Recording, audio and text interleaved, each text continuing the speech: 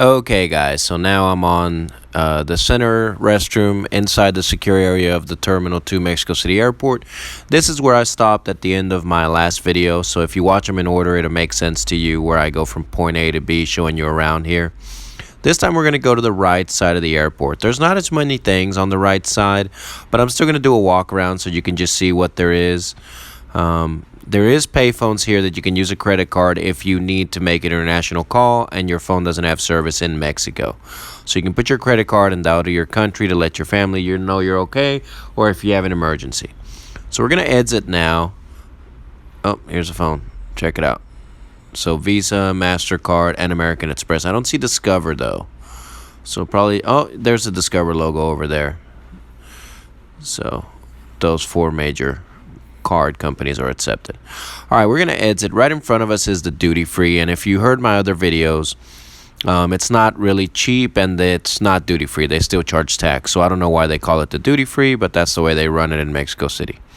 You're still going to pay taxes on your items. Usually the tax is already included in the price, not at the end of your purchase, so you might not notice them adding a tax, but it's in there in the price. I noticed that, and I asked them, and they actually told me that they do still tax it. They do have Cuban cigars though, so if you do want to take a souvenir for someone in the States, they only sell them by the box though, so that can be very expensive. Later in the video I'll show you a place that sells them individually. Alright, as we head that way, all the left side is going to be duty free. It's a very large duty free store, and on the right there's going to be some random shops, restaurants, and some money exchange. There's one money exchange place there. And next to it is a bookstore. All the books are going to be mostly in Spanish. I have only found a couple of books in English, and they were for people that were trying to practice reading in English. So don't expect to find anything good to read on the plane if you're looking for English, but it's got a lot of good stuff in Spanish to learn about Mexico. I'm going to go up here, and I'm going to ask this girl about some hot sauce. Because I remember last time I was here, they had like Anita hot sauce, which is available at almost any Walmart in the United States. And they were selling it here for like, it was a crazy amount. It was like 10 or 15 bucks a bottle. And at Walmart, I think they're like $2.75 or $3. And I think they did drop the price here at the duty free for the hot sauce, but it's still kind of more expensive than if you just bought it back home at your local Walmart. So I suggest going to your local Walmart unless you're sure that your local Walmart does not sell these hot sauces and you want to take some habanero sauce with you. They do have 4 flavors. They're all pretty good. But like I said, I would do it back home at the Walmart or the Kroger's. Alright, there's a bunch of candy and stuff you can get. All overpriced with tax at the duty free. Alright, there's the body shop. There's a convenience store. I don't think it actually has a chain name. I think it's just someone leased this space and made a convenience store out of it. Please avoid this convenience store. If you watch my other videos, I showed you where the 7-Eleven is, and the 7-Eleven maintains their prices they do out in town, so it's the most convenient and inexpensive place to go for stuff. There's a Starbucks here, all these waiting areas to eat on the left with charging stations, and another money exchange here. But like I said, just go to 7-Eleven. These little pop-up convenience stores in the airport charge 3 times more for the same items than 7-Eleven sells them. That's why 7-Eleven always has a line. So we've got some random, this is like a travel store. It's got like travel accessories and some random Mexican generic souvenirs. None of them are really authentic. They're mass-produced for these airports. This one has purses and neck pillows and stuff like that. Over here to the right is where you could exit through security depending on where you entered. This is where I usually exit. I always enter on the far end away from the train, and I always exit here. It's just a personal preference of mine. I feel like it's quicker. But there's another, and on the other end, if you watch my other video, there's another place you could exit. Pay attention here because this is very important. This guy I'm walking towards right here on the left, that's the immigration agent. So if you have any questions about your immigration status while you're here, or what you need to do, or where the offices are, he speaks English and he'll help you. So if you're thinking about maybe getting a more long-term visitor pass, more than 6 months or something, and you don't know the process, he could help you out and start telling you where to call or what website to go to. Or if you have a problem with your passport or the little paper that they gave you when you entered the country and you're leaving the country now, and you lost it, you need to go talk to him. So here in front of us, all these stores have closed. There was a MAC Makeup and there was some other store, and they went out of business, or they decided to leave this location probably for the rent cost. And we're going to go down the left. Most of this side of the airport, all the stores for some reason are closing or changing owners or changing like location. I don't know why. I do know, however, that less people fly out of this side. I don't know why that is. I've noticed that there's less people waiting here and less foot traffic. So there's two stores here on the left. One's going to be like generic mass-produced Mexican souvenirs. If you just need a quick souvenir for office workers or co-workers, that's fine. But if it's for you and your home, I suggest getting something authentic out in town. This store on the right has souvenirs as well. But what they have in this, and I always like coming and look, is beautiful jewelry sets, all in silver. And I always want to get something for my wife, but the prices are too high because it's real heavy jewelry. But if you know someone special that deserves it, maybe you should get them something like that for an anniversary or a gift or a birthday. They got little like fake souvenir stuff here, and they do sell some random snacks and drinks here. But again, the prices are really high. I would go to that 7-Eleven if you have time. And now we're going to start through the waiting areas. These are all really open waiting areas.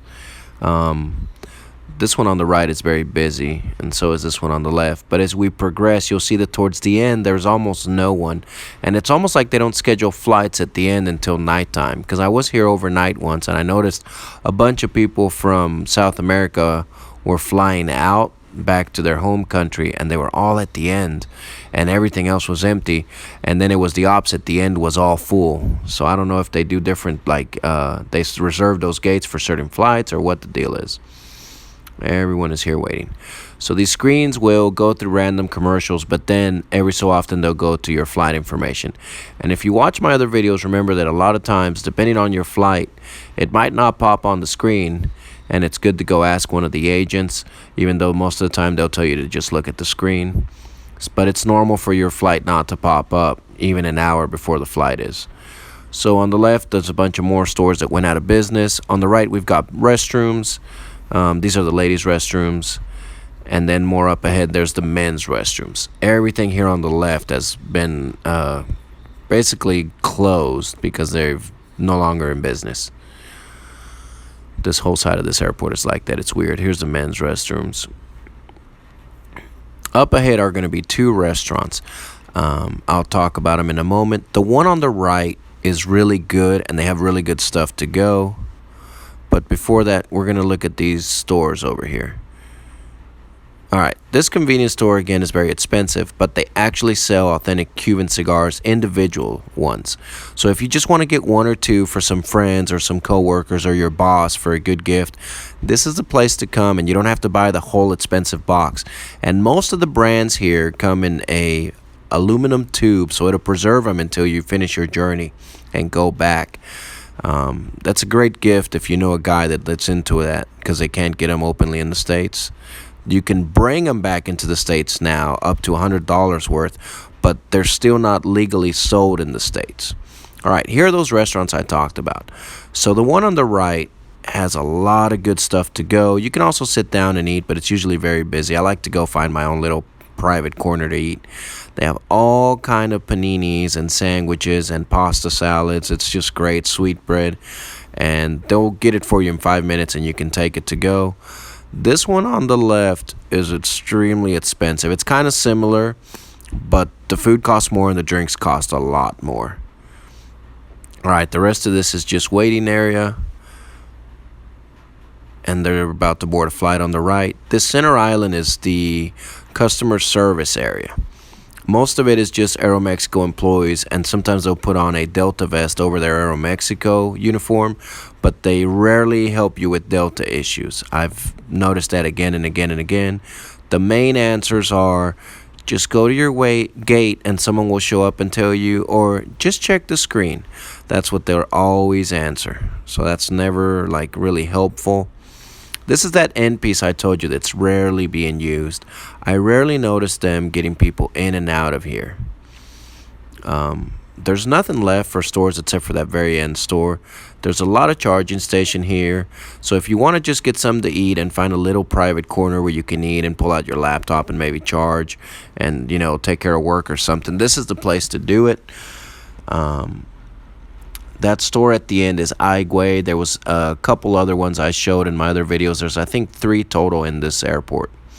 This is the largest one. I'm not very fond with that brand because I went to this store a couple times in the airport here, and I went to one in Oaxaca, and I don't like the way the employees tried to sell me their merchandise because they kind of were misleading because I thought I was just a random tourist, and they kind of in both locations they kind of lied to me about the process of how the t-shirts are made and everything. And when I called them out on it, they kind of changed their story, and they realized that I wasn't just a random tourist and I knew what they were talking about. But they do have some pretty stuff. I think it's overpriced, and I think it's very repetitive. Most of it is going to be stuff with luchador mask or little Mexican ladies painted on it. But that's it. I'm going to sit down here and wait for my flight. I hope this video helped you guys. Enjoy.